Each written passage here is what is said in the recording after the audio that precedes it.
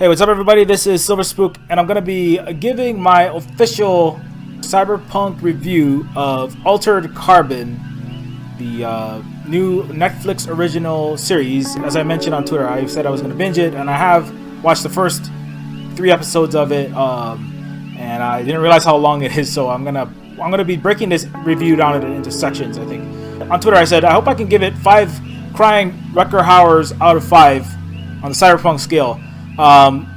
Good news is, I don't want to score it yet because I'm not that far into it, but the good news is it isn't absolutely terrible, so that's good.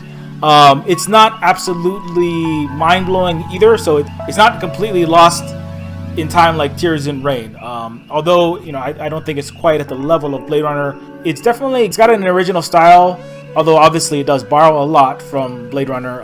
As I mentioned previously in podcasts, there's going to be a concerted attempt to co-opt as all mass cultural, literary, political, social, all human civilizational movements end up being co-opted at some point. And I think that what we're seeing is the copycats phase, in which you're going to have a lot of cyberpunk that's going to be coming out, that's following the color palette, tones, themes, authors who will be in the same genre. So cyberpunk is kind of like the new superhero movie, in the sense that superhero movies and comic book movies, generally speaking, everyone was making them for about 5 or 10 years over the last decade, and they're just everywhere. And I think that this is the beginning of that. Altered Carbon could have been a lot worse, so I'm glad that it was not just like a totally horrible money grab, just trying to cash in on the cyberpunk hitting the mainstream, and as Jeff Goldblum would say, packing it, patenting it, putting on the plastic lunchbox and selling it. Altered Carbon, it's at least a little above average for just sci-fi shows. The visuals are great, obviously. It recreates that Blade Runner world. Unfortunately, it doesn't innovate too much on the visual style. The flying cars, neon, giant 300-foot ads plastered on buildings, and that future city that Ridley Scott pioneered. It doesn't really innovate too much there, but it does have its own kind of feel, its own thing going for it. I almost think of it as like a not quite as high quality Blade Runner 2049, Ghost in the Shell hybrid that spans for 10 hours, which is nice. Because these movies are kind of one-offs, one-shots. Joel Kinnaman does a good job as the main character, Takeshi Kovacs. As I said, I announced that I was going to do a official Cyberpunk review of Altered Carbon, and shortly after I announced that, more than one person came up and suggested through Twitter. One of them was an indie game person, or at indie games _MUSO, who is a writer for PC Power Play in Australia, said, oh hey, the first thing I thought watching Altered Carbon was, this reminds me of Neofeud. Neofeud is the game that I made and released, a Cyberpunk adventure game. And she said, so far I dig Neofeud more though. I like the world more. That's cool. And I was like, I hadn't seen it yet, but yeah, that's pretty cool that that Neofeud was thought of as at least in the vein or similar to Altered Carbon, because I love that book a lot. And another, Thomas Fowles too, is at some indie games, also said that he was thinking the same thing, that when he saw Altered Carbon, he was immediately reminded of Neofeud, which I found interesting because I didn't really think of it, Altered Carbon, as very Neofeud-esque. I think of Neofeud as more like something like District 9, Blade Runner-ish. I've read Altered Carbon. I'm a big fan of Richard K. Morgan, the writer of Altered Carbon, Woken Furies, Broken Angels. I think I may have got the order wrong, but I've read the entire series. When they first came out, I think I read it, I got the books and I was reading them in the Borders, when Borders Books and Music was still a thing. Love the books. I kind of think of, it's not quite at the level of world building. It's not quite at the stylistic, literary reach, literary grandiosity of something like William Gibson. It's not quite Neuromancer level writing. It's not quite at the comedy level of Stevenson, but Richard K. Morgan, in some ways I feel like Richard K. was more substance over style, in the sense that this was a guy who really went for the jugular in terms of the cyberpunk as a anti-authoritarian, anti-capitalist, a critique of modern globalized mega city, mega rich, mega corporations like Batsus, and that kind of future is like Reaganomics turned up to an insane level. I think that Richard K. Morgan, in a lot of his books, he doesn't pull any punches. Like, he's very, very critical. And Market Forces was one of his books that actually, it's even more detailed into the nature of neoliberal neocolonialism. And predatory capitalism has all these destructive effects. And style-wise, he has like got a very Chandler-esque, Dashiell Hammett, Takeshi Kovacs, the main character of Altered Carbon. It's like a Humphrey Bogart. He's a film noir kind of protagonist, a lot of witty comebacks. So I think that's Richard McKay Morgan's strength, is really because as I understand it, he worked abroad, he taught in a lot of places across the world. He saw a lot of conflict and imperial proxy war and all kind of horrible abuses and the edges of empire, as someone like Chris Hedges might say. And he really, I think he really takes that stuff to heart, and it comes through in Altered Carbon. As I said recently on a podcast with James Spanos. James Spanos, another cyberpunk creator. I think of games and movies to an extent, and TV shows as kind of like beaches. You know, some people come to surf, some people come for like the challenge of surfing. Some people come to just hang out on the beach and look at, you know, the beautiful water. I think that's kind of like a lot of moviegoers who just want to have spectacle. People who want to, you know, be intellectually stimulated and think about the science fictional and the implications of these different technologies. Like, what if we had human cloning, human consciousness transfer from one body to another? I think that the TV show does a good job of adapting the book. I think if you are a fan of the book, you won't be displeased by the TV show. So Altered Carbon, I mean, the basic plot is it's about an ex-envoy soldier named Takeshi Kovacs. Envoys are basically like these super high levels spec ops kind of guys with these neurochem and very advanced training. And Takeshi Kovacs wakes up hundreds of years after his death to a world he fought to prevent.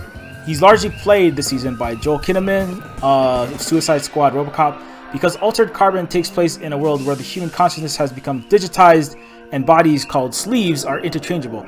As a result, humanity has achieved immortality, leading some to become godlike figures called meths. One such meth is the effortlessly enigmatic Lawrence Bancroft.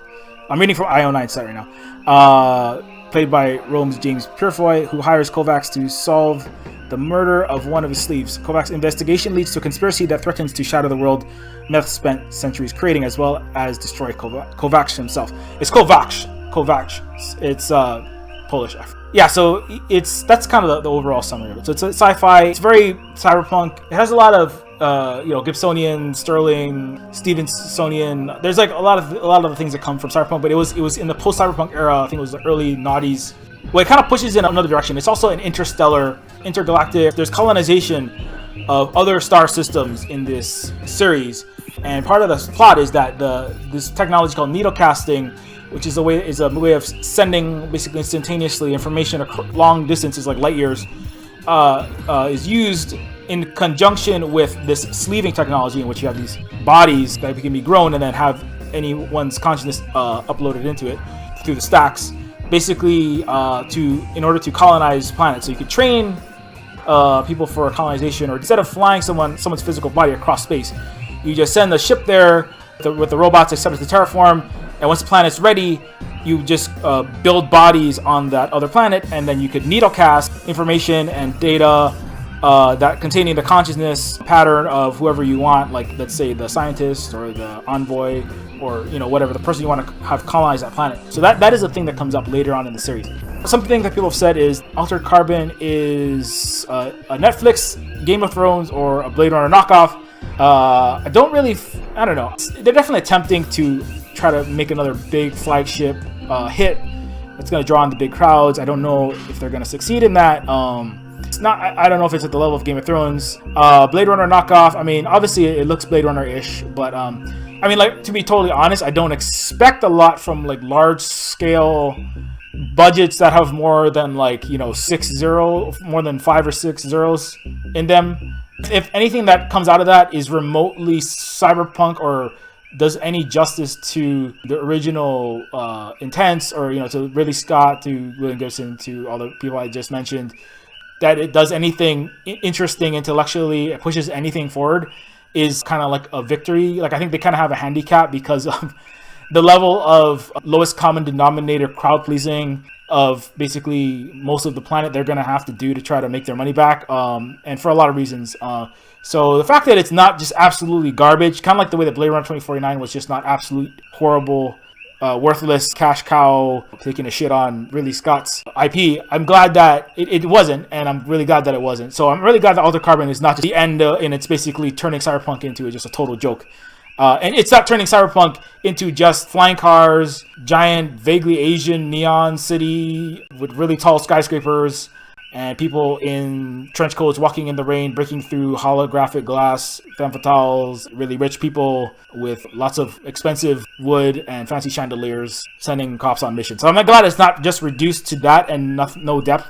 I would have liked Altered Carbon to be a little deeper than it is and like explore a little more of the issues and second order, third order implications, societal and cultural implications of the technologies than they managed to explore. But I mean, you can't. Again, it's not quite popcorn movie, but it's like one step above, which is like a mainstream, large, Netflix TV show. But I'd say, yeah, it's not horrible. It's not the best thing ever. It's not horrible. So sleeves, which is basically when someone gets shot, killed, there's this little cortical stack. It's a little technology that's inserted in the back of the brain, and you can basically take that out of someone, insert it into a new body, and spin them up, and it's also called a a rerun. So there's a lot of retro paleo technology references, paleotech neologisms, which is kind of an awkward slang. I can't remember if that was in the book itself or if that is just because of the people that are producing this movie, because nobody I don't think reruns are a thing, haven't been a thing for some time. And I feel like being spun up makes me think of like a CD or a record player, and like I think of those as more rare, and that's not really a thing that you can use anymore. But I guess you need some kind of metaphor to communicate that the fact that this is a person whose consciousness is being reproduced in another person. So that's where the rerun comes from. So the sleeving and the way they handled it is really cool. They have the intro was really awesome with this whole molting snake motif, suggesting like an emergence of a morphing metamorphosis of one body to the next, but it's the same person like morphing, and that's a theme throughout. The main character, Joel Kinnaman, Takeshi Kovacs is actually a Japanese and I think it's Polish. I can't remember. Japanese. He's a mixed guy, and gets sleeves a lot of times. And in the present timeline, he is in Joel Kinnaman, so he's actually in a white guy's body. And so there's some like Ghost in the Shell-ish. There's some people who have brought up some questionable things about it, and I mean, I don't think it was horrible in that sense of the whitewashing sense. Could have been better. There's another Japanese guy who is I think he may have actually done a better job of acting the past Takeshi Kovacs. Back to the similarity between Near Feud and Altered Carbon. As I mentioned, I'm a big fan of Richard K. Morgan, who wrote the original novels, and I read the whole series. And some of the Blade Runner Neon below and the Blue-Green Elysium above, kind of visual stratification and consciousness transfer stuff in Altered Carbon is very Near Feud-like, I think, in the sense that like in Altered Carbon you have this, in the lower city you have slum, it's very dirty, it's very polluted, there's very garbage, there's a lot of violence and people getting killed, there's like massive, ugly, overcrowded, there's like bridges that are just covered with shipping containers, and there's just people everywhere, there's homeless people everywhere, there's people living in just squatting in broken down necropolis, there's giant polluted canals everywhere, and then you break through the cloud level, and there's like only like one or two or three giant spires like shooting up like a mile into the stratosphere, and at the top of them, to symbolize the 1%, you kind of have these giant mansions with the green grass and a beautiful hedge maze, and you got the nice blue sky, and you have this huge palace there, and that part is very Near Feud, and that kind of visually defining the inequality and the social hierarchy, political, economic hierarchy of the society. In Altered Carbon, the people on top are the Meths, coming from Methuselah, who lived 969 years in the Bible. They're the people who are basically immortal because they can transfer their consciousness through an infinite number of bodies, as long as they don't get every backup version of themselves deleted. So there's a lot of that, and that is a big piece of Near Feud. In Near Feud, it's 2033. We create AI. Sentient robots arrive, but not as our Terminator overlords or our singularity saviors, but conscious machines are humanity's unwanted bastard children. A few are geniuses who design flying cars, beat cancer, invent teleportation, but millions of defective prototypes roll out of factories, mentally challenged, motivationally challenged, criminally inclined. Legally conscious but unhireable, these defectives are shuffled through public housing and welfare assistance, straining the already overburdened back of the meager social safety net. The robots who don't end up in prison are dumped as a last resort into a massive landfill known as the pile. So I think like one thing that's similar here is that you have this class of people, and like in near future, it's the robots and the transgenic, non 100% DNA humans, who are classified often intentionally as property. They have to pass a test in which they often are. It's a rigged test that classifies the undesirables as pets or cattle, but not individual persons with rights, with human rights or sentient rights or property or the ability to own land. They're basically objects, and they're like slaves. They're chattel, and they're owned by the neo-feudal royalty in a lot of cases. And so so that's one crossover. In Altered Carbon, you have a lot of the lower class people on the street, just a regular old person. If they can't afford to buy a sleeve, basically once they die, they're dead. And but they can sell themselves basically into like indentured servitude, or they can actually in some cases be bought. Like for example, the main character, who is that special ops person, is basically purchased by Lawrence Bancroft, who is basically one of the oldest people around, 300 something years old. He's the guy who has that giant floating palace, giant mansion up in the sky, and he's owned by he owns the special forces character, Takeshi Kovacs. So anyways, so that's one crossover. Humans engage in perfection of their species, or at least the powerful and well-connected, genetically engineering children with human and animal DNA. The failed eugenics experiment, Franken people are discarded into the pile as well. The new dynasties, the neo-feudal lords, live in towering neon glass castles, shuttled around in pristine nanotech-enabled pods. Minds and bodies full of cyberware, spending most of their time taking selfies and optimizing their monetization schemes. A race of supermen concerned only with their own status, their prestige, their success. Where machines have become all too flawed and human, people have become flawless, perfect, cold machines.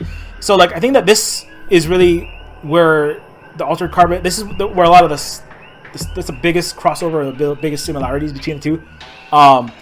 Is in the Altered Carbon does a good job of like identifying the nature of the culture of the elite, or the highest echelons of society, the 1% who basically dictate how everyone else will live, and the world in which they live. They create the environments in which everyone else lives. And like in the scenes that I've seen so far in the Arium, as it's called, like in Neofeud, it's called the Stratoplex. Is basically this complex of giant floating sky castles that you can't even get to if you're a low city person. They're defended by like artificial intelligence run paramilitaries that will shoot down any attempt to shoot down any incoming aircraft that isn't verified as a royal and a citizen, and not as a piece of property or chattel, even though you have a consciousness. So it's like similar to Blade Runner. So I think that those floating castles they're not floating in Altered Carbon. They're just basically on a spire. But they're referred to as the Arium in Neofeud's Stratoplex. The people on the ground are called groundlings by, I think the police chief says, the commissioner says to Ortega, Lieutenant Ortega, who has to go up to the high city, you groundlings, you just be honored that one of us groundlings gets to go up to the high sky shits. And I think like in Neofeud they're called the grounders, the lowly grounders. I think they're called the groundlings in Neofeud, and then Altered Carbon they're called grounders. So that's a very similar terminology of future neologism of, you know. And there's a slang for this. They call them the sky shits, I think, up there. And they're also called flying cars in Neofeud are called air cars, and they're also called air cars in this. I can't remember if they're called air cars in Altered Carbon or not, but that's. It's not like, it's just probably just a coincidence. That distance, it does a good job of showing how the way that a society can emerge that classifies an entire group of people, or just doesn't consider them, or basically dehumanizes, turns individuals into objects, into property, into numbers in a spreadsheet, into, you know, objects that can be used, like in the big party that Lawrence Bancroft throws for all of his 0.001% Supreme Court judges and museum curators for the uber wealthy. They're eating like a white tiger steaks. They have like, you know, fillet of endangered species animals, and they're all supposed to bring a unique item. Like one of them brings the hand of some dead man who founded another space colonization world. One of them brings the mind of a criminal who has been like re-sleeved into a snake. and is basically trapped into, and apparently that makes the human consciousness cannot handle being embedded inside of a smaller reptilian consciousness, and the man is basically driven insane. Just to make a point of the fact that that's technically illegal, but they say something like, we're above the law, like we're too big to jail, is what they say. And it's just to make a point of like how there is a total another separate rule of law. There is no law for the elite, and the way that they view, and then the Lord Brankoff says, I present my prizes. I have the last envoy, this last special forces freedom fighter character, the last one that survived this huge war that was to stop Methuselahs and to stop the sleeving that and the creation of these immortal, super rich, permanent upper class people that basically dominate over everyone. And their biggest problem is not like, how will I survive today? My biggest problem is like, will I be bored tomorrow with this particular pet human or pet whatever, pet tiger, pet building, you know, and what can I have? What will be the coolest person to own? Or like, you know, they use the lower class people, the non 1%ers, as their toys basically, and literally they use them for gladiatorial combat, where their entertainment for that night is not like a band or anyone playing music or, you know, a play or a movie or anything. It's their entertainment is watching two poorer people fight each other, fight to the death. That's their entertainment. So it's like gladiatorial combat. So it's like a Hunger Games-y type thing, and so so it does a good job. And it shows a little bit of like the antagonism of the main character, Takeshi Kovacs. Really dislikes these people. It kind of makes it known. He doesn't want to work for them, but he's offered a job by this super wealthy guy. And if he doesn't take the job, he's basically going to go back in the freezer. But he reluctantly takes it for reasons that I'm not going to go too far into. But it does a good job of showing the discrepancy just in the color palette. I think that's what's in the near future. There's a very diverse color palette. You have like the Blade Runner nighttime dark Anomie and just broken, massive, sprawling, broken, like, you know, cluster F word city below, and then you have above this whole other world of people who are basically above all law, above all government, above all regulation, above everything, and they're permanently there. They're immortal. They can't be stopped. So I think it does a good job of highlighting kind of like a place which is what Near Future tries to highlight. Near Future also does have consciousness transfer. It has elites that basically they go. I think there's an entire story where the elites they just change bodies when they want to go to a con, instead of like how you would cosplay Iron Man or cosplay Wonder Woman or cosplay whatever character you want to play from whatever comic book. The elite in Near Future just transfer into another body, and so instead of like what is Jason Momoa's Aquaman workout, and Googling that and trying to do a CrossFit thing and doing bench press and climbing rocks or whatever Jason does. You just download into a body that's like, basically 3D printed out for you, and download into the buff body when you want to go as Jason Momoa. And then when you want to go as, Lizard Man, or you want to go as, you can go as a Komodo dragon, or you can go as a three-legged unicorn or a Pegasus, or whatever you want, a tentacle demon, or you can just transmit. You have that body created for you, and you transmit your consciousness into that. And I think that there's that thing that comes up later, and I haven't got to that episode, or I believe that's a thing where people come as different. The mechs the super rich in Altered Carbon come as different to a party as different characters in different sleeves, or different unique individuals. I think is what it is. And so that the impermanence and the flipping of bodies is a thing that's in Near Future in this. It treats embodiment itself. The body is just another commodity. The body is just another thing. And if you want to upgrade your body, it's like the way that you upgrade your car. You upgrade, you have a Samsung Galaxy, S whatever number it is now, S8, and then you want an S9. You just upgrade the next year. So you upgrade your body the same way you upgrade all your other technology. It changes the relationship to bodies. And there's a whole religious group, the Neo-Catholics, who believe that resleeving is the work of the devil because it's unnatural, and if you resleeve, then you can't die, and if you can't die, then your soul can't go to heaven. And so basically sleeving is basically condemning your soul to eternal damnation or purgatory or whatever. I can't remember exactly what it is, but basically they believe that you should just die a natural death. They don't believe in sleeving or resleeving. So that's an interesting. There's a debate there on that stuff. Some religious themes there. There's this whole revolution in terms of like some specific stuff about the film. Like the acting was mostly good. I like the character who plays Poe, Edgar Allan Poe. It's an AI hotel who is run by an artificial intelligence who is so enamored with the nature of being human, and it studies humanity and all of its quirks and its culture and history and past, and it just wants to be human. So it chooses Edgar Allan Poe to present itself as, and the actor plays that. It does a really great job. It's a very fun cognitive dissonance. He talks like Edgar Allan Poe would. He has that 19th century poet diction and phrasing, and it's really, it makes it that for interesting scenes between that AI hotel manager who's hosting this, Takeshi Kovacs, the most wanted, killer, freedom fighter / terrorist. So yeah, that was great. I like the visual. I like a lot of things about it. It's like good cyberpunk.